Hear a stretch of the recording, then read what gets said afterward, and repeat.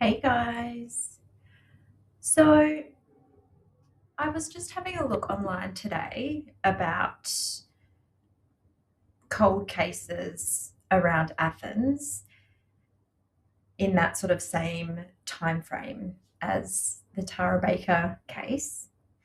And I found this article from 2012, and this was in relation to an unsolved murder that they were looking into.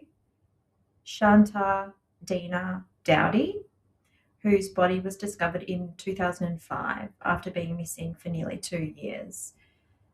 But this article talks about the DA's new cold case unit, hoping to solve old Athens murders. And this was written in March 2012.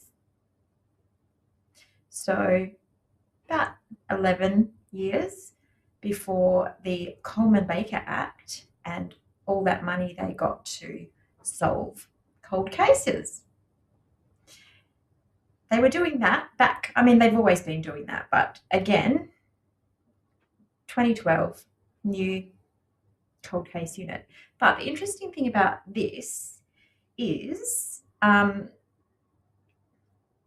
the Western Judicial Circuit District Attorney Ken Malden hopes a new cold case unit will help bring peace of mind to Goss and other survivors. And Ken Malden was the district attorney for like 20 years or something, I think, or maybe even longer. No, he was before Deborah Gonzalez, and then Yamalama was after her. So Ken was the DA when Tara, possibly when Tara was murdered, or it might have been a little bit of crossover. I can't remember, but anyway, he was and is, I guess, he's mates with Ed Tolley, who was Mike Gaines's attorney. You know, the one who was suspected in the Jenny Stone case in 1992, because he was Jenny Stone's ex. And Mike Gaines was also son of Joseph Gaines, the judge, who was like the chief judge in 2001.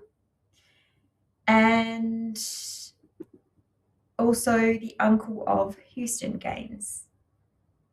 So they're all mates in the Western Judicial Circuit. So Kenny here, he was, yeah, so anyway, there's many connections. So I think it's important to say that, and I shall talk more about that soon. But they go on to say that Dowdy's homicide is just one of more than 40 cold cases that prosecutors and investigators are currently reviewing. The chief prosecutor for the local judicial circuit, which includes Clark and Oconee counties, formed the unit last year, so 2011. And in the summer, its members began the laborious task of copying each page in the police files for the unsolved cases. Now, prosecutors and investigators are actually reviewing the unsolved crimes to see which might be solved. It's a big task over a period of time, and they're getting to the point where they're hitting the ground on a few things, said Malden. They've been reviewing these cases and assessing their potential for solvability based on a number of factors, such as the availability of witnesses and physical evidence, new information developed, and the advancement of scientific testing not available at the time the crime was committed. Now, if you watched my previous videos, I did find out that the y-STR DNA testing, which they claimed to be new technology in 2024, that actually came in 2006. So looking at this cold case unit that started in 2011, they would have the y-STR testing. And they'd already had the initiatives to retest all of the old SA kits as well. So many, many opportunities for Edrick's DNA to have been found prior to 2024. Assistant District Attorney Tony Volkodav, a former Atlanta police homicide detective, heads up the cold case unit, but that doesn't mean the new unit is only looking at unsolved murders. Blah, blah, blah. Yeah. So they're talking about, it's not funny. They're talking about the Sunset Rapist. And they say that's one of the cold cases that might benefit from scientific advances, specifically in DNA analysis. So Volkodav works under the direction of Malden and Chief Assistant District Attorney Brian Patterson, and with the help of Jeff Ingram, Chief Investigator for the DA's office, and his Assistant Investigator, Kelly Meredith. The new prosecution team is examining some high-profile murder cases, like University of Georgia law student Tara Baker, who was slain in her Eastside home in 2001, and UGA student Jennifer Stone, who was raped and murdered in her apartment near downtown in 1992. But cold case investigators won't treat those cases any differently than that of Jamie May Weaver, a 40-year-old woman with a history of S work. We're looking at every pending murder case, Malden said. We just try and make sure that the people we arrest are black, obviously. Members of the cold case unit will order lab tests on evidence and re-interview suspects and witnesses, or might just decide that there's already enough to bring a case to court, Malden said. Dowdy's homicide could be just such a case. So they actually thought that it was the ex-boyfriend in Dowdy's case,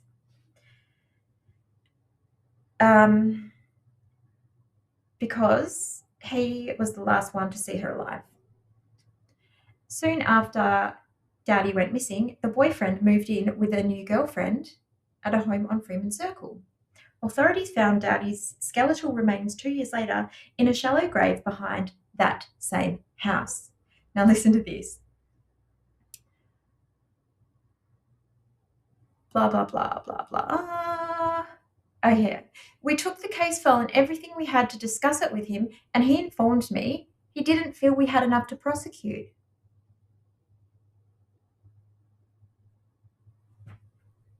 Okay. Okay, Malden. The only thing I can do is come up with the facts and present them to the DA and leave it up to him to decide whether to prosecute. Interesting. I didn't realise that they had, standards when it came to arresting people for murder.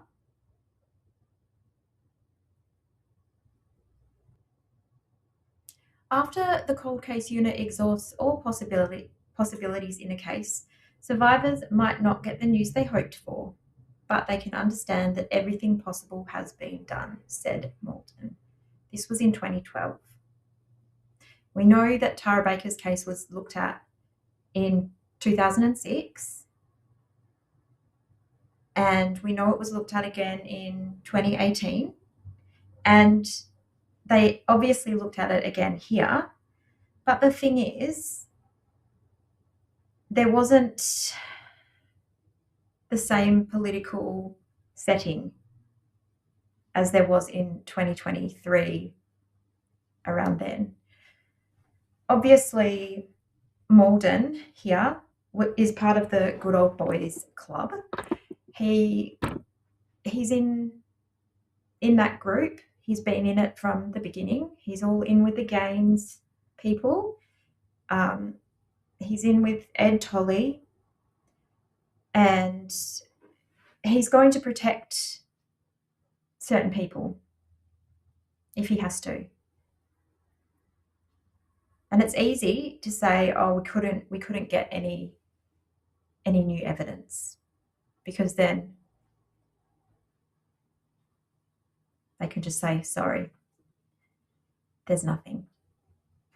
So it's interesting that the initial investigation, then at least again in 2005-ish, 2012-ish, 2018. So that's like 4 separate opportunities that law enforcement had to look at the case with new technology, this new technology that apparently in the media, they tried to tell us that this was all new technology that they used to solve the Baker case in 2024, but none of it was. None of it was.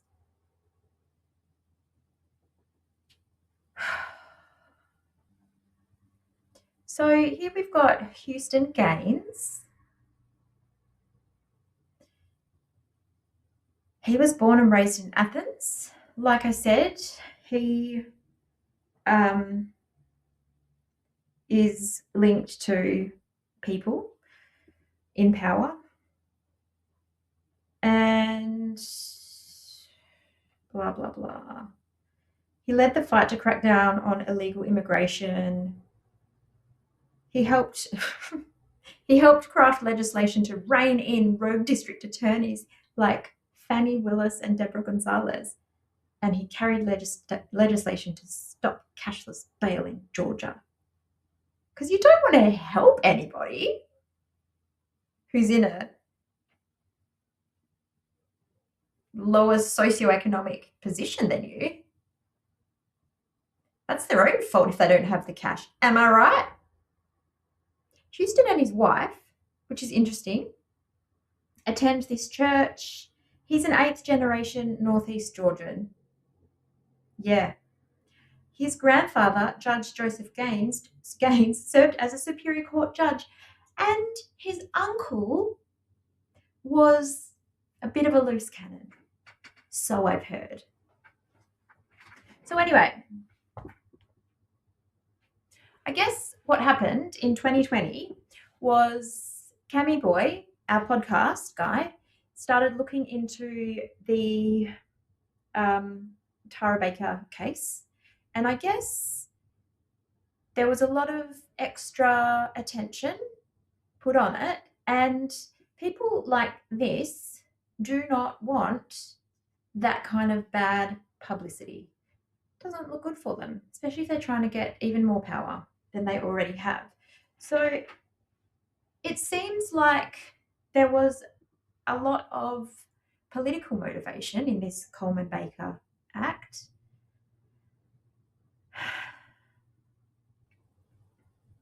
I was trying to find the photo of Houston Gaines in the courtroom when the verdict came in.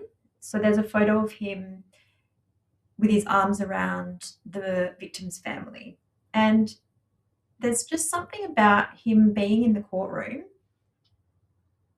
that's so off. Why would he be in there? Why is he hugging the family? It just looks like a photo opportunity, like a PR campaign, pretty much. But anyway, I don't normally like to think that things happen, such as evidence being planted. But in my opinion, there doesn't really seem to be any other logical explanation here, because the technology has been around for years. The Tara Baker case was really high profile. So they would have and did re-investigate multiple times over the years. And that DNA technology that they claimed was new, it wasn't even the true allele, it was the y-STR, that has been around since 2006. So there is Literally no other explanation.